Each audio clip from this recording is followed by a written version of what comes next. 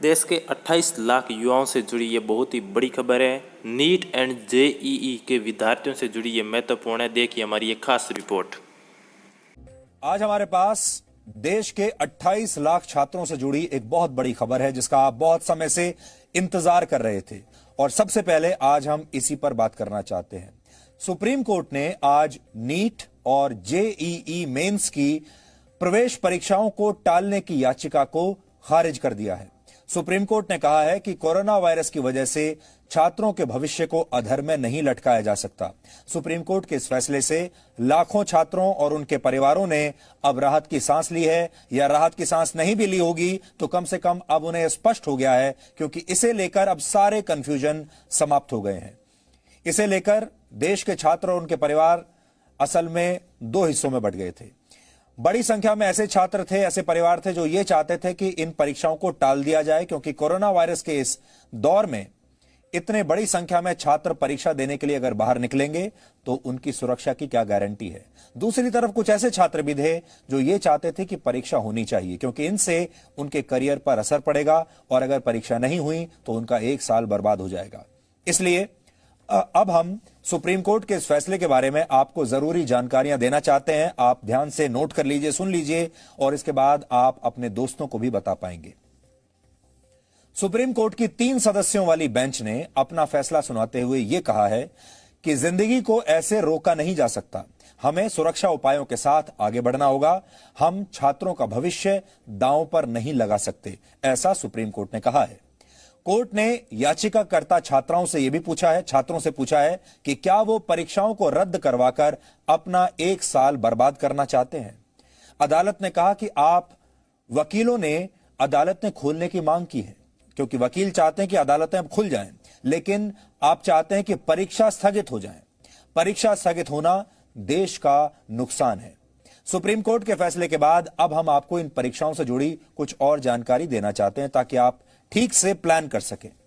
JEE mains की प्रवेश परीक्षाएं 1 से 6 सितंबर तक होंगी, जबकि नीट की प्रवेश परीक्षा 13 सितंबर को अब अपने तय समय और तय शेड्यूल के हिसाब से ही होगी।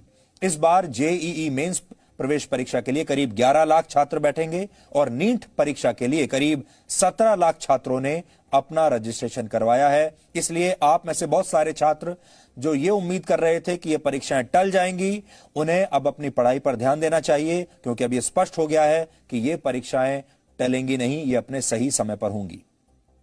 और जो छात्र ये चाहते थे कि परीक्षाएं समय पर होनी चाहिए क्योंकि आपका एक साल बर्बाद हो जाएगा, उन छात्रों को इस बात की खुशी होनी चाहिए, क्योंकि अब आप परीक्षाएं सही समय पर दे पाएंगे, आपके एक साल का नुकसान नहीं होगा। दरअसल इस परीक्षा के विरोध में 11 राज्यों के छात्रों ने सुप्रीम कोर्ट में एक याचिका दायर की थी। इस याचिका में यह मांग की गई थी कि देश में कोरोना महामारी के बीच परीक्षाओं का आयोजन न किया जाए।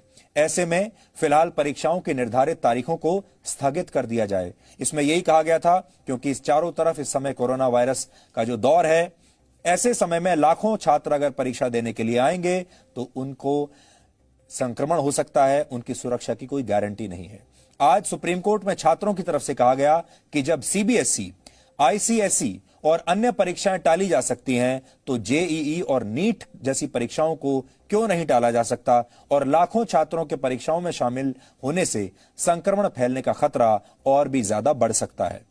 इसके विरोध में नेशनल टेस्टिंग एजेंसी की तरफ से सॉलिसिटर जनरल तुषार मेहता ने कहा कि अगर निर्धारित शेड्यूल के हिसाब से परीक्षाएं होती हैं तो हमारी तरफ से यानी सरकार की तरफ से सभी सुरक्षा उपाय किए जाएंगे और इसकी पूरी तैयारी कर ली गई है।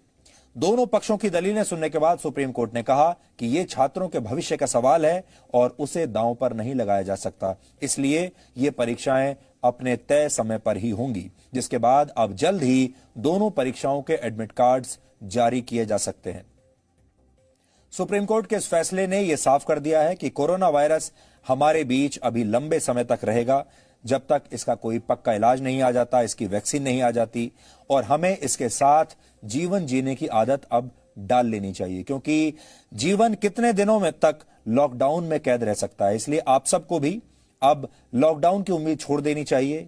अपने घरों से बाहर निकलना चाहिए, अपना कर्तव्य निभाना चाहिए, अपना काम करना चाहिए। जिसका जो काम है उसे करना होगा। अगर छात्रों का काम है पढ़ाई करना, परीक्षाएं देना, तो उन्हें अब इसकी आदत डाल लेनी चाहिए। अब इसके बाद और ज्यादा डिस्काउंट आप लोगों को नहीं मिलेगा। लेकिन इसके साथ ही सावधानी बरतना भी उतना ही जरूरी है। यानी परीक्षा भी देनी है आपको और आपको संक्रमण भी वापस अपने घर में नहीं लाना है। क्योंकि अमेरिका में कोरोना वायरस के बीच जब जल्दबाजी में स्कूल खोल दिए गए तो वहां शुरुआती 2 हफ्तों में ही 97,000 स्कूली छात्र संक्रमित हो गए थे।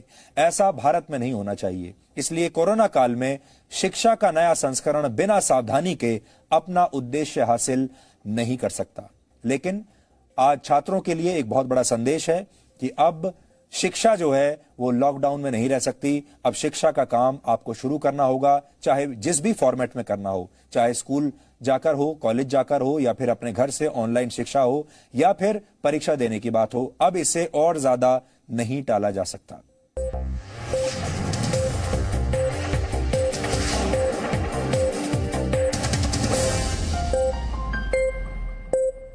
Presenting B News app, available on Google Play and App Store. Download it now.